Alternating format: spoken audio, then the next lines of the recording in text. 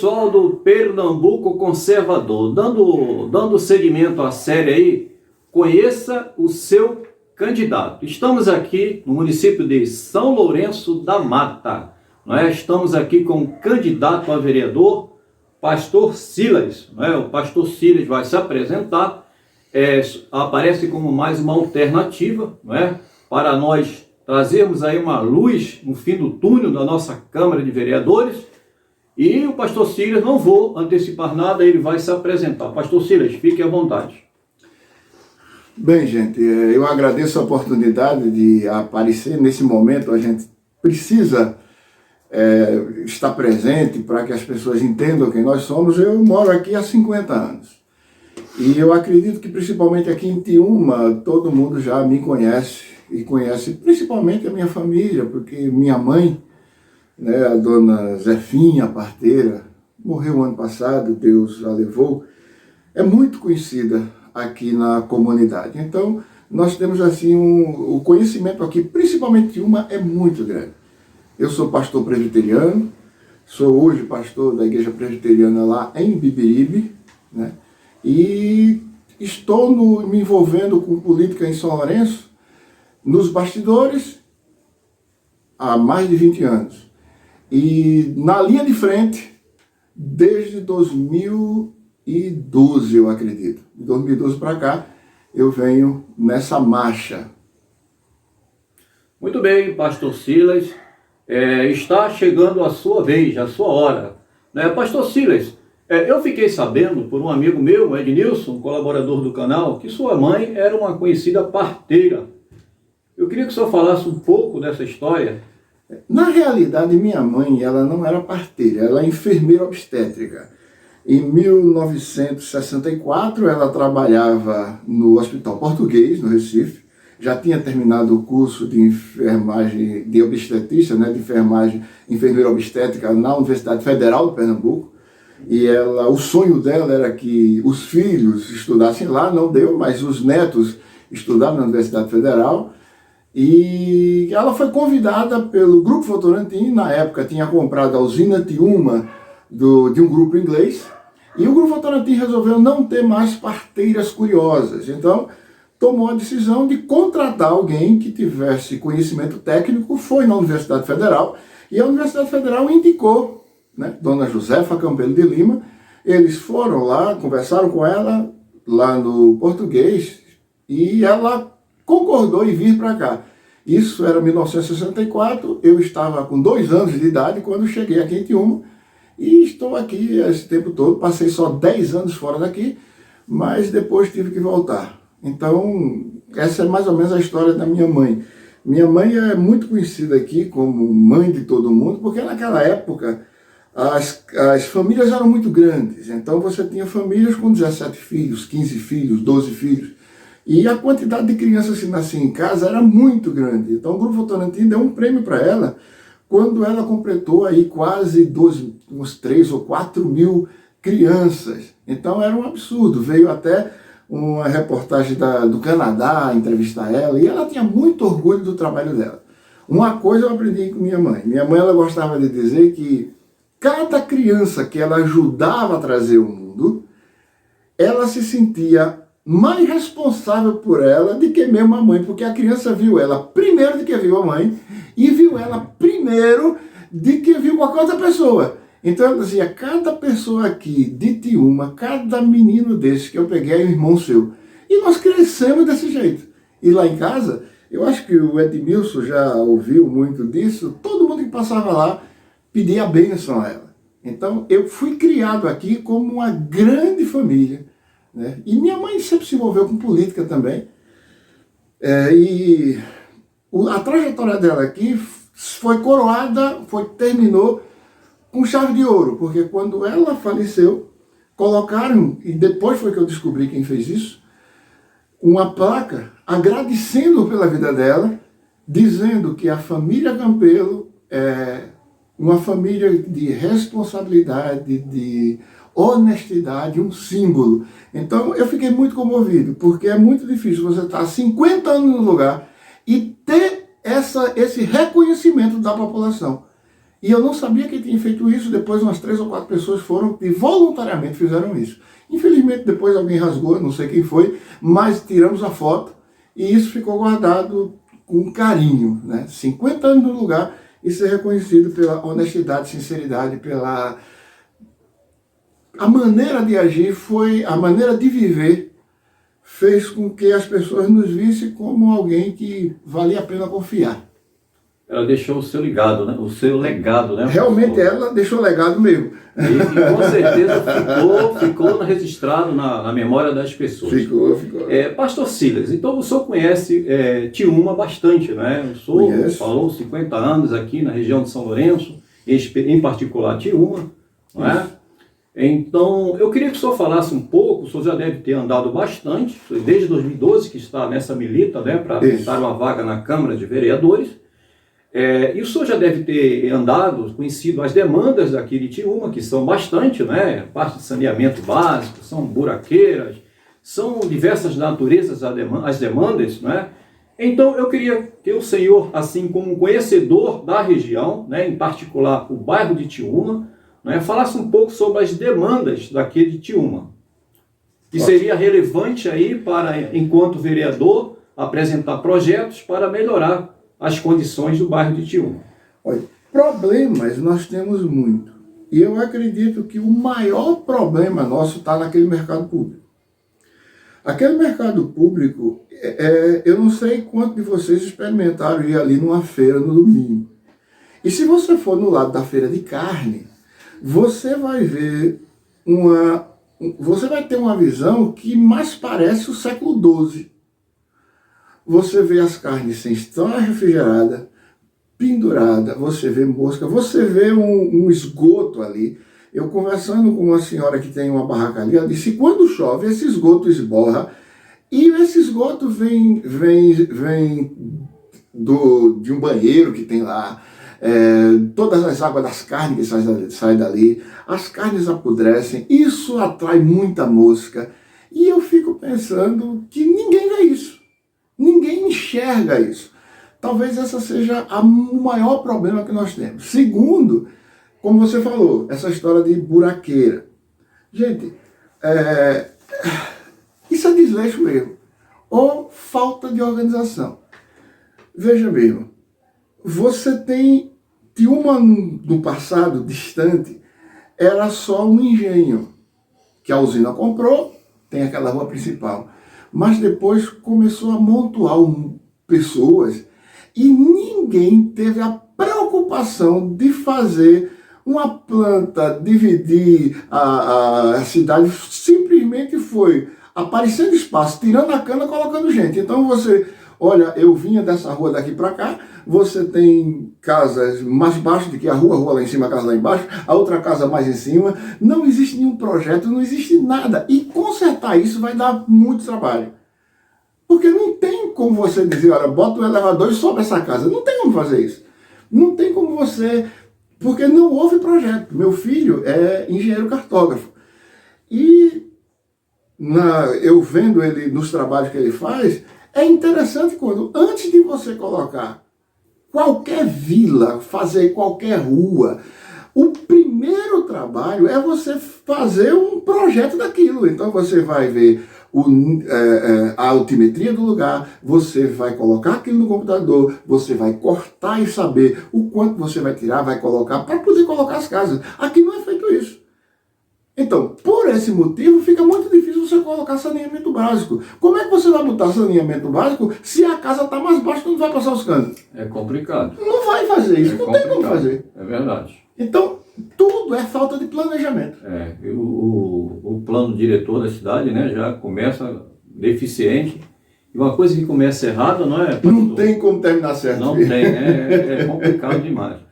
Pastor, eu vou lhe fazer uma pergunta que é uma pergunta que hoje está sendo muito cobrada por todos os candidatos, né? Tanto o candidato a vereador, como para os candidatos a prefeito, não é? Como o senhor se posiciona, como o senhor se considera assim, mais ao centro, não é? Mais à extrema esquerda, mais conservador, mais para o lado bolsonarista? Por favor, dê uma luz aí para os eleitores que têm muitas demandas, eleitores de viés diferentes, e eles precisam identificar, não é, o candidato. Eu sou homem de direita. Eu sempre fui de direita a minha vida toda. Tenho muitos amigos na esquerda. Não acredito no movimento comunista ou socialista. Eu acredito que isso nunca deu certo. Eu não conheço nenhum país do mundo que isso deu certo. E se isso não deu certo na Europa, que é antigo mundo, não vai dar certo aqui agora. Porque você pode me dizer, não, a China é comunista. Se você tem certeza, você já viu como é que a China movimenta o seu capital? Ele tem uma mão de obra escrava, porque quem não recebeu um dia uma camisa comprada na China que tem lá amarrado em algum lugar, o cara, socorro. Aí, Cuba. Gente, Cuba deixou de fazer Olimpíada porque os cubanos fugiam. Quer dizer, o cubano, o nativo, se ele quer fugir de lá por quê? O lugar é bom? Não. Então isso não faz sentido. A democracia, para ser exercida, há necessidade que o povo tenha liberdade. E essa liberdade é tolhida no movimento comunista, no movimento socialista. Então, não dá para eu, que sou um democrata, defender um regime que tolhe do povo a liberdade até de ir e vir. Porque ele diz a você, não, o governo vai providenciar tudo. Gente, eu não quero um pai, eu quero um gestor. Eu não quero alguém que me sustente. Eu quero um gestor que me respeite. É isso que eu quero. Que me dê oportunidade de trabalho, que me dê oportunidade de estudar. É isso que eu quero. Eu quero que meu neto possa progredir na vida pelos próprios esforços e não ficar deitado em berço esplêndido esperando cair do céu. E eu pergunto, qual desses artistas comunistas que tem aparecido por aí mora em Cuba? Mora na Venezuela? Eu não conheço Agora, nenhum. o cara mora em Londres, o cara mora nos Estados Unidos e fica, viva Fidel. Pera, isso é brincadeira. É comunismo para os outros, não é, pastor? Pra ele não. Pastor, pegando o gancho do que o senhor falou agora, eu fiquei sabendo recentemente, parece que foi ontem na Jovem Pan, que o Trump, ele assinou algo, um decreto lá, né, que os Estados Unidos não iria aceitar mais, por exemplo, cidadãos estrangeiros, não é, que fosse aliado, ou seja, que tivesse convênio, que tivesse pacto com partidos comunistas de países fora dos Estados Unidos, né? Isso é recente, né? Então, fica aí um alerta aí para os esquerdas caviais, não é, pastor? Que querem comunismo para os outros, que o senhor falou, mas vai gozar férias lá em Miami, não é? Aí é complicado, porque, gente, é injusto. Eu vou dizer a vocês, é injusto. A América foi fundada, né, por presbiterianos. Naquela época, fugindo de Carlos I lá da França, né, e de Genebra, e começou a apertar, e eles eram republicanos. Então, quando eles chegaram e fundaram a América, eles fundaram com a ideia de fazer exatamente uma democracia republicana. Então, por tradição, a América é um espelho da democracia. Então, você luta há centenas de anos para sustentar uma economia liberal, uma economia onde você dá oportunidades para todo mundo, onde a economia cresce, aí vem um monte de gente e estraga a Venezuela, e estraga Cuba, e estraga a China e vai para lá. Não faz sentido, gente. Vamos cuidar do nosso país. Vamos fazer o seguinte, vamos dar um exemplo aqui de democracia republicana, vamos escolher candidatos que sabem pelo menos falar, defender alguma coisa, e essas pessoas lá vão fazer bem o seu trabalho, e você vai fazer a economia circular, você vai fazer as coisas andarem, e o Brasil vai ser um país gigante também. Agora, você aqui teimar por uma coisa que não deu certo em lugar nenhum do mundo e depois gozar férias em Miami? Não, meu amigo, é hipocrisia demais, Muito bem, pastor. Pastor, vamos falar um pouquinho sobre a gestão atual, né, de São Lourenço da Mata, né? Essa gestão, ela foi marcada por operações policiais. Houve operações policiais aqui na prefeitura de São Lourenço, houve bloqueio de bens, não é? E houve afastamento temporário do atual prefeito, embora tenha retornado mais tarde, mas ele foi afastado por um período, não é? Então, em geral, as pessoas cobram, claro, do prefeito, né, que é o poder público municipal, é representado diretamente por ele, é o gestor. Agora, o senhor não acha que faltou dos vereadores, porque o prefeito, ele não faz tudo o que quer, a Câmara de Vereadores não deveria, que aprova as leis, os vereadores que constituem os fiscais do povo, né? E o que faltou para os atuais vereadores? Aqueles que estão em exercício para evitar, né? Por exemplo, em São Paulo, recentemente, né? O Witzel, né? Ele... No Rio de Janeiro, me desculpa, ele está prestes a sofrer um processo de impeachment, ou seja, o Legislativo está atuando, né? E aqui em São Lourenço, o que faltou para os vereadores atuais? Competência. Gente, olha, eu conheço boa parte dos vereadores em São Lourenço e fico muito triste quando o vereador começa a gritar, bravata, não, porque agora... Gente, a democracia republicana, ela tem ferramentas para você agir de maneira certa, correta, no momento correto. É o seguinte, nenhum gestor tem medo de grito, não. Vereador que bate na mesa, que diz... Mas ele tem medo do vereador que sabe o que vai fazer. O nosso maior problema em São Lourenço é competência. E competência por quê? Quando o povo chega e diz o seguinte, não, eu vou dizer um nome fictício. Não é de ninguém que eu conheço. E se, por coincidência, cair no apelido de alguém, me perdoe. A ideia não é essa. Mas o cara diz, não, vou votar falando por quê? Porque é Zé da Birita, eu gosto muito dele e tomo umas cachaças com ele. Só que Zé da Birita não conhece nada de lei, Zé da Birita não sabe nem falar, tem um vocabulário pequeno, porque, gente, não adianta você chegar, votar em alguém porque você acha que ele é coitadinho. Se você faz isso, você está pegando um coitadinho que não sabe falar, não sabe se expressar, não sabe pegar ideias e colocar na mesa e vai colocar na mão dele 30 milhões de reais, 40 milhões de reais para ele administrar. Se ele não consegue administrar muitas vezes a casa dele, como é que ele vai administrar a prefeitura? É complicado. Não vai. Então, complicado. Quando um prefeito faz o que quer, é porque ele tem uma Câmara de Vereadores que não sabe o que tem que fazer. É verdade. É simples assim. É verdade. Então, quando a Câmara de Vereadores ela não sabe, pronto, eu vou dar uma ideia a vocês. Em agosto, eu acredito, do ano passado, foi mandado pelo Tribunal de Contas, gente, isso está na internet, por favor, ninguém invente de vou processar o pastor Cílio, isso é conversa, porque está lá no YouTube. Câmara de Vereadores de São Lourenço reunida, porque o Tribunal de Contas do Estado, junto com a Promotoria Pública do Estado, manda um documento de quase 10 mil páginas. O resumo dava 70 páginas. E esse resumo que foi lido por um vereador, das acusações absurdas que tinha ali, dizia que em 2005 o gestor da época, que era pai do atual gestor, tinha contratado uma empresa 505, pasme, 505 estagiários, só que essa empresa que ele contratou não tinha inscrição no BEC, não tinha sede, nem tinha endereço. Gente, por mais que esse homem queira me dizer que ele tinha boa fé, não dá para eu acreditar nisso. Ele pensa que está tratando com quem? E, pasmem, a Câmara de Vereadores, com 15, 11 votaram a favor de inocentar esse rapaz.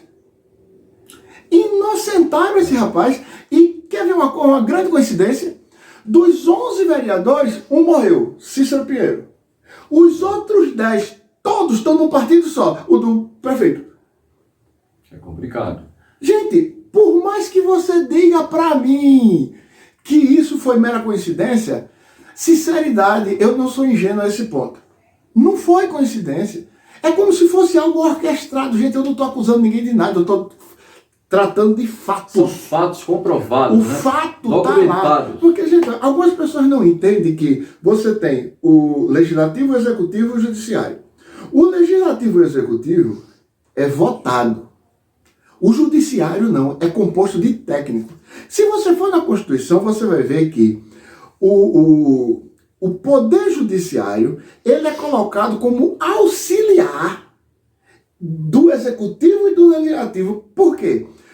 O Executivo e o Legislativo não tem que ter curso de Direito, Não tem que... A democracia entendeu que o povo estaria preparado a ponto de escolher seus representantes pela competência que vier nele. Só que o que quem montou essa lei não entendia é que nós não fazemos isso.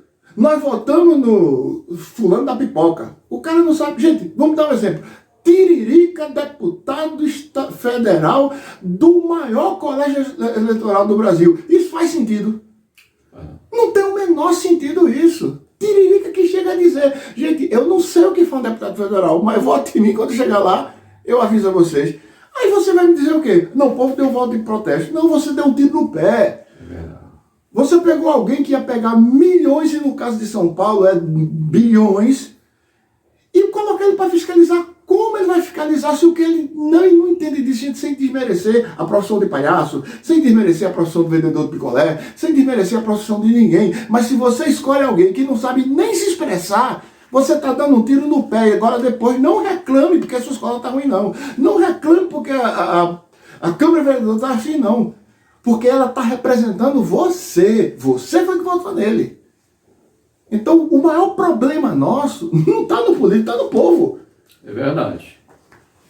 Pastor Silas, a pandemia também, a gestão aqui em São Lourenço ficou a desejar, né? É exemplo do município de Recife, não é? A capital. O senhor tocou num ponto aí que os vereadores fecharam ali, não é? Fecharam e blindaram ali o prefeito aqui. Em Recife não foi diferente, não é?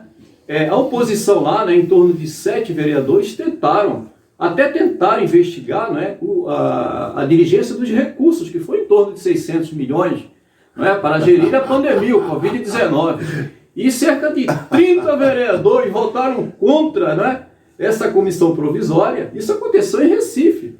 Teve operações em Recife, assim como teve aqui. Então, assim, existe uma cobrança muito grande hoje dos eleitores, não é? E os eleitores aqui do município de São Lourenço da Mata estão tendo a oportunidade de mudar esse quadro negro, né? São Lourenço já era para estar com polo turístico, né? Quem sabe o polo industrial, mas não só pelo prefeito, mas também os vereadores são responsáveis, aprovam leis, né? Às vezes brindam o prefeito quando deveria investigar, não fazem absolutamente nada.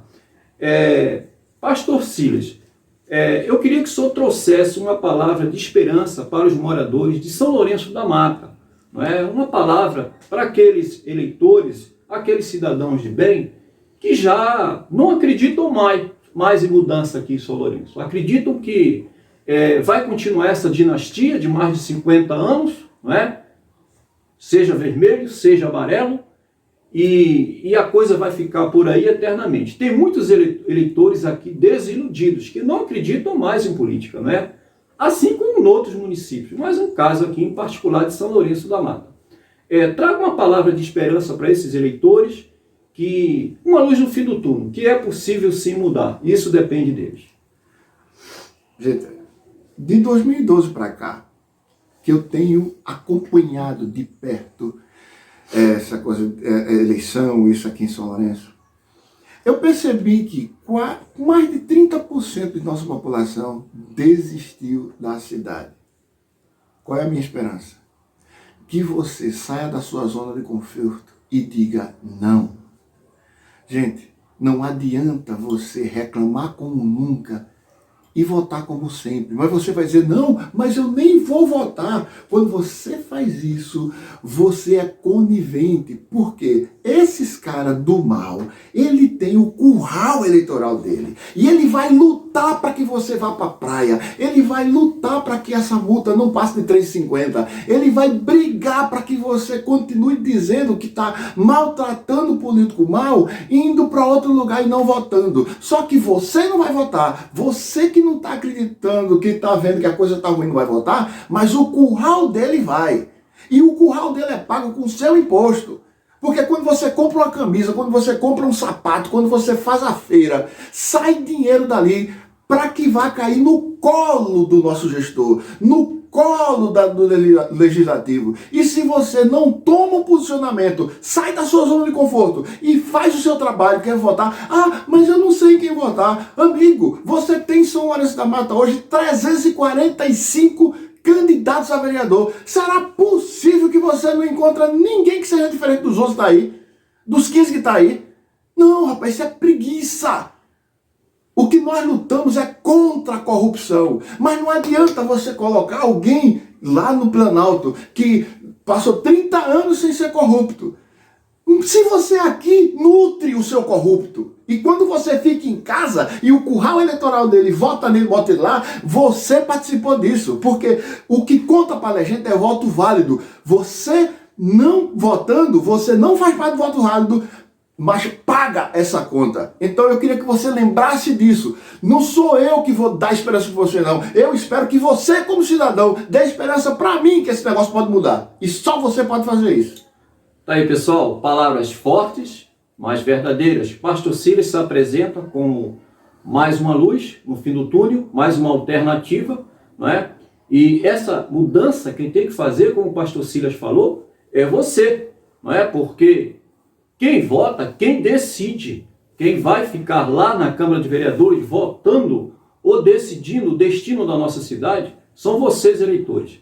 Pastor Silas, eu agradeço. Não precisa dizer meu nome, posso dizer meu número. Meu Deus do céu! Oi. Pode falar! Meu número é 77677. Então, deu para sentir que meu prefeito é Milton Micuíba. Então eu sou Milton duas vezes, 77677 de novo. Repita, pastor, para não ficar dúvida. 77677. Vale ressaltar que o pastor Silas também apoia o Milton Micuíba. Valeu, pessoal. Obrigado vocês por mais uma oportunidade. Nos veremos em seguida no Pernambuco Conservador. Valeu!